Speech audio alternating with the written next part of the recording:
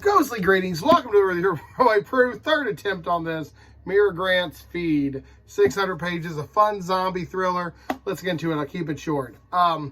Cancer went rampant in this world, and they made a cure that accidentally turned a lot of people into zombies.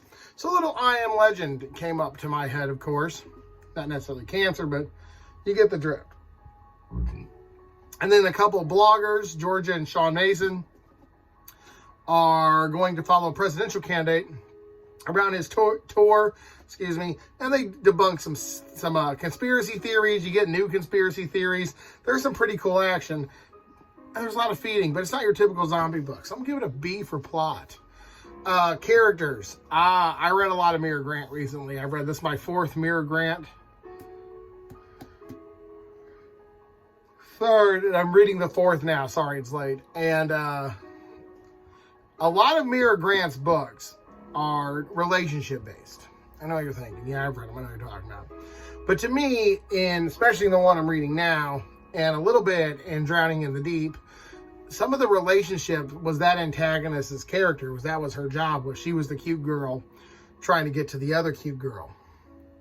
Which is fine. No homophobe here, none of that shit. But that was her sole character.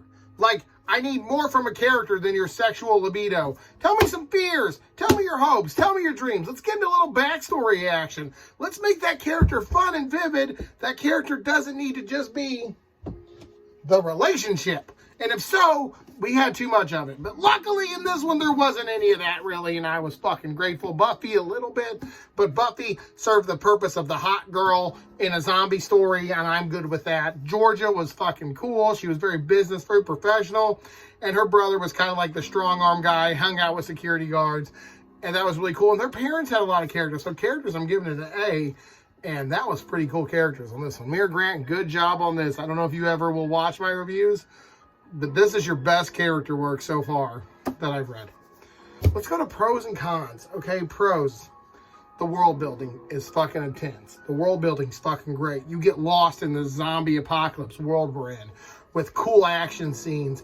And it's a little bit of political intrigue and a little conspiracy theory, which kind of had me raveling like, oh man, we had that today with Corona and shit like that. So I'm like, oh my goodness. And now there's this, and I'm like, oh, it's a little kind of tying in together. The government do it, was this created in the lab? Yada, yada, yada. And it was cool. And this is part of a series that I will continue with. So those are some good pros. Cons. It wasn't your typical zombie book. So you're not going to get your cliches you're really wanting. And some of the writing, just this pacing was a little off. And it could have been toned down to about 400 pages. But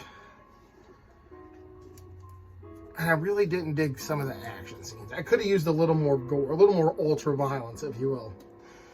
And an obvious homage to I Am Legend to me, which I'm going to put it as a con, because that was just a blatant ripoff. Sorry about that. But let's talk about Journey. How did I enjoy 600 pages, which I literally read in 4.5 hours. Some of the pages are not very wordy. I don't know if you can see that, but a lot of the pages aren't wordy.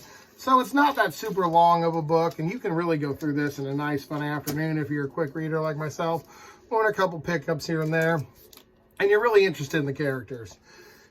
And the conspiracy theories kept me coming back for more.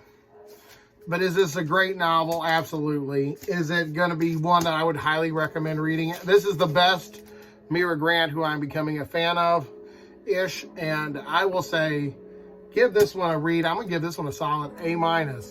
A little wordy and bad pacing, but it could have been a lot better if those two items had been fixed. But other than that, you're going to run into it. And thank you so much for my local library for having me check this out. It's been your boy Prue. Thank you for watching. Stay creepy. I think that was a really informative review. I really don't get that informative. The next one won't be as informative because I didn't like it.